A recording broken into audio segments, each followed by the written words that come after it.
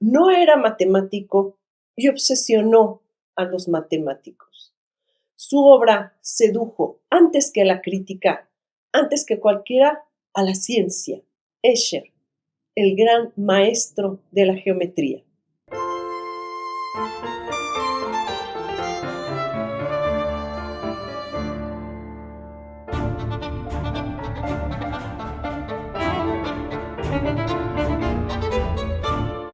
Escher hizo de la abstracción matemática una abstracción estética.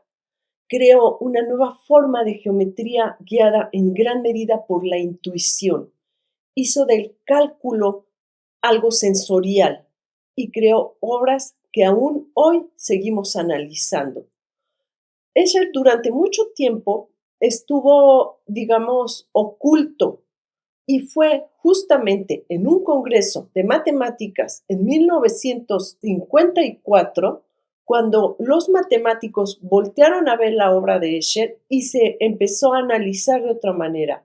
Y aún hoy hay críticos que dicen que su obra no es lógica y que su obra es muy fría, pero obviamente son personas que no alcanzan a analizar la obra como es decir, que la obra es una abstracción, que la línea forma parte del arte y que esa línea, que además es un artificio y es una invención completa de la inteligencia humana, se puede transformar y puede transformar algo que descubrió Escher, que la realidad es simplemente una alteración, tal vez, de nuestros sentidos. Toda la vida de Escher, toda su obra, todo cabe en su pequeño gabinete. Escher tenía un gabinete en su taller de 2 puertitas de madera donde guardaba todo lo que estaba haciendo.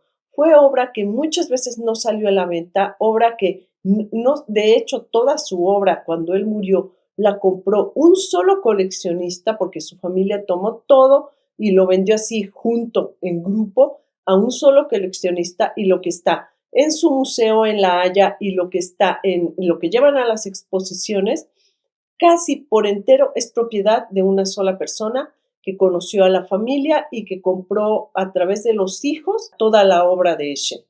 Su trayectoria es muy interesante. Al principio parecía que tenía ya de alguna manera sus búsquedas, sus inquietudes, sus dudas acerca de la forma, de la línea, de la geometría, pero no encontraba qué hacer con esa gran pregunta que él tenía acerca de la geometría, acerca de cómo nuestros sentidos aprecian a la realidad.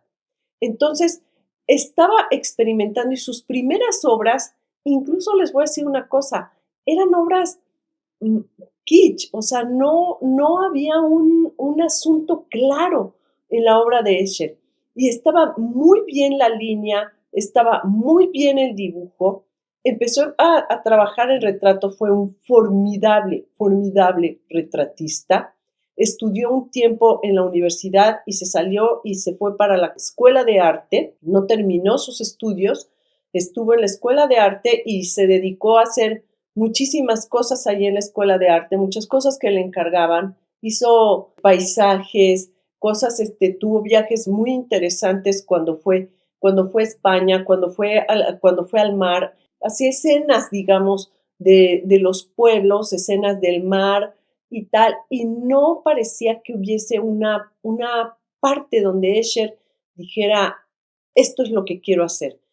Y el proceso fue muy interesante porque al mismo tiempo que él seguía perfeccionando su dibujo, que seguía investigando en la manera en que usaba las líneas, la manera en que empezó a usar la repetición con estos paisajes en que ponía las diferentes casitas, que construía esos riscos donde había casas, donde había que estaban yendo al mar y tal.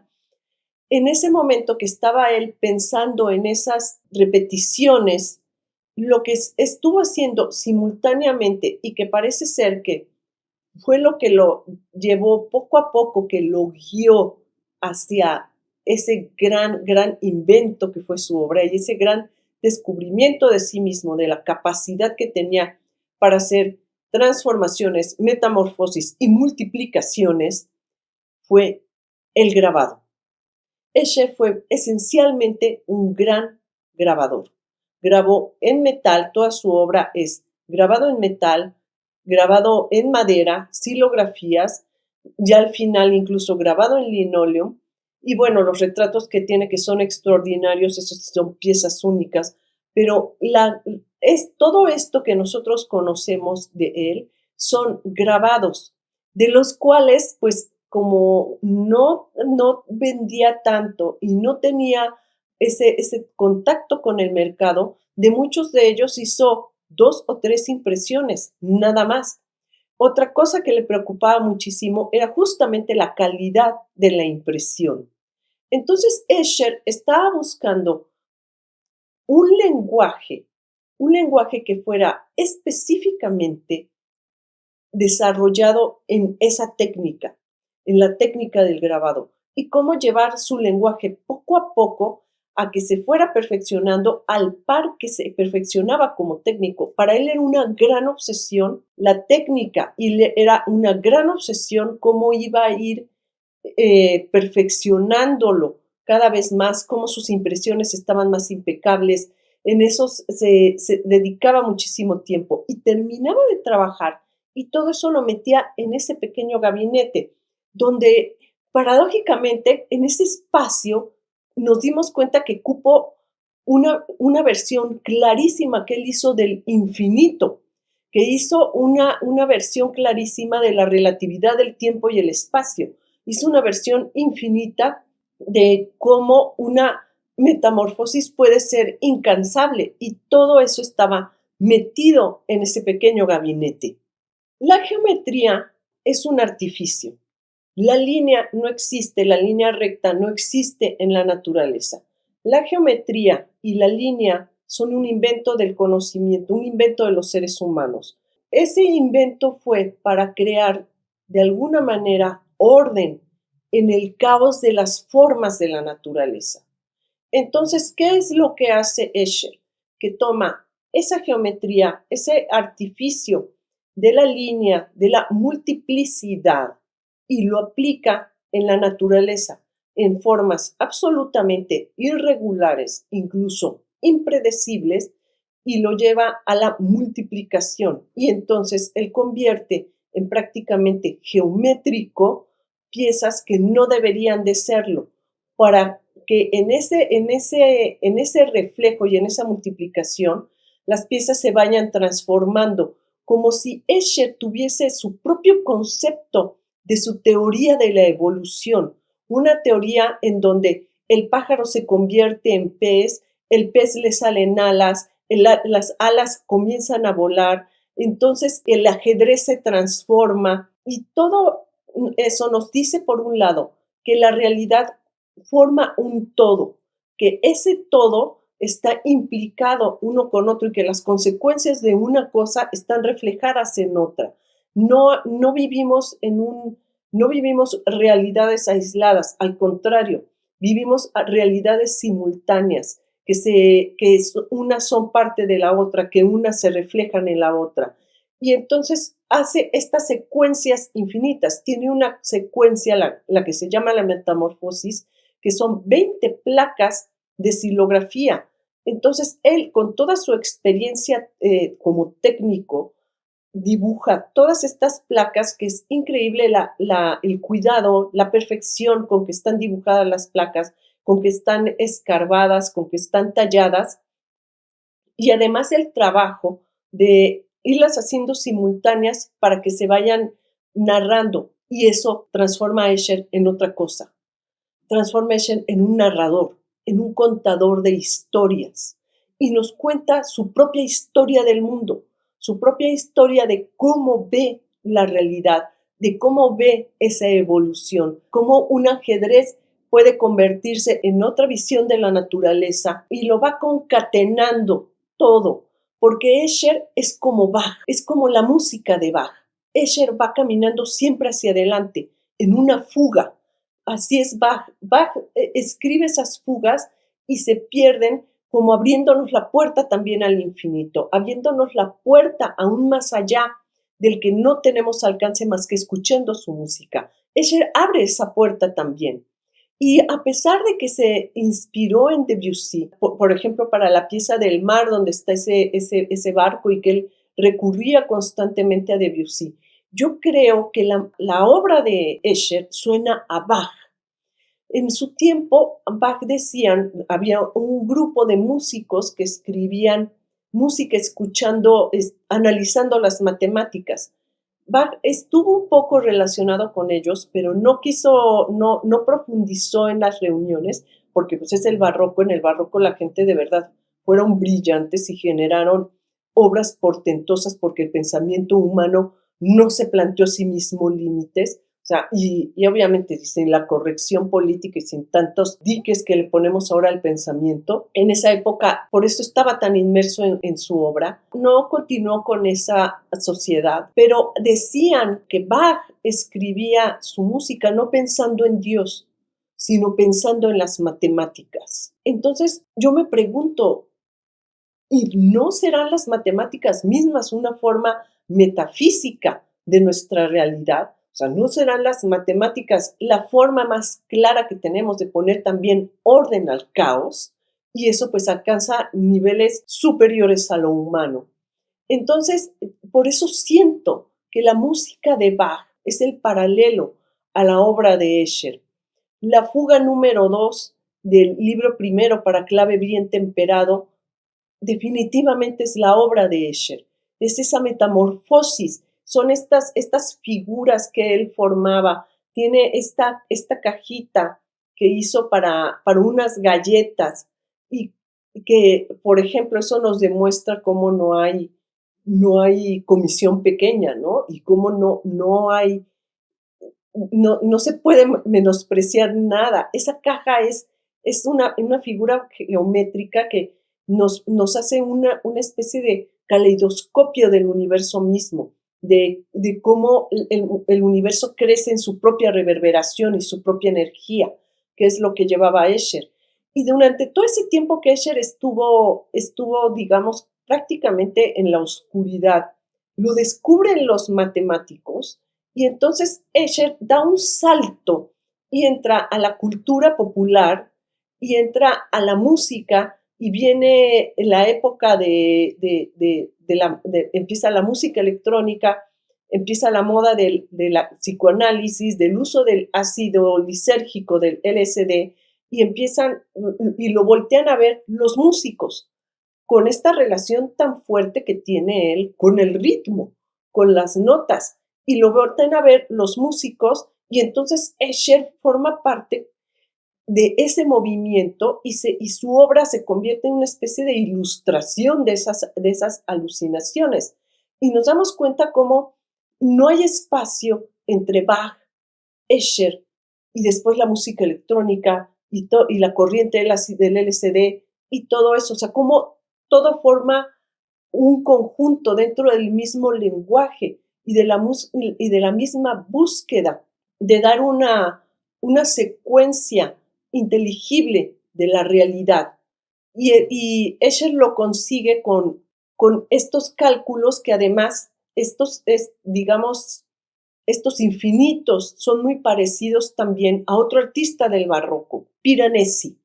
Las prisiones de Piranesi tienen una relación muy estrecha con todas esas escaleras de Escher, todo eso que se multiplica. Escher obviamente vio las cárceles de Piranesi, que son fabulosas, y crea también estos espacios que nos hacen sentir que esa cárcel es nuestro propio cráneo y que todas estas escaleras, todo eso son nuestros pensamientos. O sea, todo eso está contenido en esa masa amorfa, grasosa, que es nuestro cerebro, y cómo estamos envueltos en nuestro propio ser, en nuestro propio yo, en nuestro propio ego, que tiene esas subidas, esas bajadas, que se pierde en sí mismo, se pierden sus pensamientos, y podemos seguir las escaleras de Piranesi y esas celdas que no llevan a ningún lado, y vemos las escaleras de Escher también, que se repiten entre ellas y se pierden,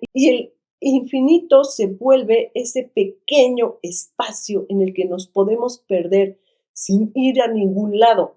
En esta serie de televisión que se llama El juego del calamar, ahí reprodujeron perfectamente las escaleras de Escher. Están reproducidas, miren, aquí está mi libro de Escher, están reproducidas ahí y es precioso cómo lo utilizan justamente para esa sensación del encierro que les digo, como que en ese cráneo en el que están, para esa sensación de la paranoia. Incluso todas esas literas que están en ese cuarto donde duermen todos, son escherianas al principio, cuando están los participantes de ese juego, etcétera, y todas esas literas son escherianas, después se van quitando porque pues van matando a la gente, es un programa así pues bien gore como todo lo coreano, pero el proceso de ver todo eso es muy escheriano y es justamente para jugar este efecto de la multiplicidad y de cómo ahí pues lo usaron para mostrar que que todo el mundo era desechable, vendible y además hasta masoquistas, ¿no? Y otra cosa que está muy interesante de Escher, que se inspira en el barroco, es justamente en esta esfera. Estas esferas fueron una obsesión para el barroco. Pues, es un autorretrato, y es un autorretrato de su estudio, y justamente aquí, en este autorretrato, se alcanza a ver, como pueden ver, es un estudio muy austero, y se alcanza a ver el pequeño gabinete donde guardaba todo, que a mí me parece fascinante que todo ese infinito hubiera tenido sitio en ese pequeño lugar. Y esas esferas fueron una investigación muy clara también desde el Renacimiento y después en el Barroco, cuando en el Renacimiento los físicos empezaron a investigar en las lentes. De hecho, este filósofo Baruch Spinoza, una de las cosas que también hacía era pulir lentes, y se empezaron a hacer los primeros telescopios y se empezó a investigar el cielo se abrió, y se abrió más allá de la religión. O sea, el cielo se abrió como una búsqueda científica. Y esas esferas fueron muy importantes en ese trabajo de las lentes y de la deformidad de la realidad. O sea, los científicos empiezan a deformar la realidad, a verla de otra manera. Está muy claro el espejo, por ejemplo, de la familia, del matrimonio Arnolfini, que se ve al fondo y se ven ellos mismos, que es precioso como ese reflejo, esos espejos cóncavos están presentes en muchísimas obras. Por eso es un fraude lo de Salvatore Mundi, que tiene tremenda esfera y la esfera no dice nada. O sea, dices, bueno, para empezar, tanto que investigaron en eso, y ahorita que hay una esfera y la oportunidad que se ve algo, la esfera no dice nada. Entonces, todas esas enseñanzas, Escher las tomó, y finalmente lo que además hizo fue crear un lenguaje muy importante para la obra gráfica y para la calidad de la impresión y de cómo llevarla hasta sus últimas consecuencias. Y además hizo la relación perfecta entre ciencia y arte, entre geometría, matemáticas y arte. Él decía, por ejemplo, porque mucha gente le decía que si eran juegos, que si eran acertijos, y dice, bueno, mi obra es un juego, pero es un juego muy serio. Y es verdad, su obra pareciera que es un juego, o sea, tiene un aspecto muy lúdico, todas estas transformaciones, porque obviamente sí era un tipo con sentido del humor, pero era un sentido del humor en el que se da cuenta que la realidad es manipulable, pero lo mejor de todo, que puede manipular la percepción de nuestros sentidos, y que así es como manipula a la realidad y nos manipula a nosotros. Eso es lo precioso del juego. Y es lo precioso de que lo lleva al nivel de la ciencia, que la ciencia es la que se sorprende primero. No los artistas, no los críticos, fueron los matemáticos los que se dieron cuenta. Los matemáticos se dieron cuenta que resolvía problemas a partir del octágono y del octaedro, que se podían resolver problemas. a través de sus obras. Y eran problemas que no resolvió Escher estrictamente, o sea, que no se dedicó a eso. Fueron problemas que se resolvieron intuitivamente en el ejercicio de resolver la obra. Nos damos cuenta cómo caminan paralelamente verdaderamente el arte y la ciencia. Y que muchas obras VIP, por ejemplo, ahorita que dicen, es que es una reunión de saberes y estamos reuniendo científicos con artistas y ¿qué hacen? No hacen nada, ponen ahí un par de macetas y les están echando poquita agua, o sea, no hacen nada, no hacen nada. Y aquí Escher, solo en su taller, con su gabinete, haciendo él solo sus experimentaciones, logró llevar las abstracciones matemáticas a la abstracción estética, un poco en ese encierro que tenía Bach de casi un monacal. Así era también Escher, era casi como un encierro monacal con su familia, su obra, y cuando termina su vida, está toda la obra ahí, y la familia la vende completa a un solo coleccionista. Así lleva la vida, así se lleva la obra, pero la gran trascendencia de Escher es que creó un lenguaje formidable, irrepetible, que sí nos dio definitivamente una versión de la realidad que nunca antes habíamos tenido, que nos enseñó cabalmente la relación entre la geometría y la naturaleza, y que a pesar de ser un artificio, está ahí y no la habíamos visto, no la habíamos conocido de la manera en que Escher lo hizo al mostrárnosla en sus obras. Si ustedes están preocupados por el infinito, si ustedes están preocupados por los misterios de la metamorfosis, si están preocupados por saber cómo transformar la realidad a través del arte, es fundamental que observen la obra de Escher y observen su cuidado técnico para llevarla hasta sus últimas consecuencias. Si Escher no hubiese sido el técnico que fue, el gran maestro del grabado que fue, tal vez sus obras no hubieran alcanzado ese nivel de preciosismo y el mensaje no hubiera llegado como llegó. Llegó gracias a que unió las dos cosas, maestría y un lenguaje depurado, un asunto en el arte. Si este video te interesó, danos un like, pon tus notificaciones para que sigas viéndonos, suscríbete, compártelo y nos seguimos viendo aquí para hablar de arte. Hasta pronto.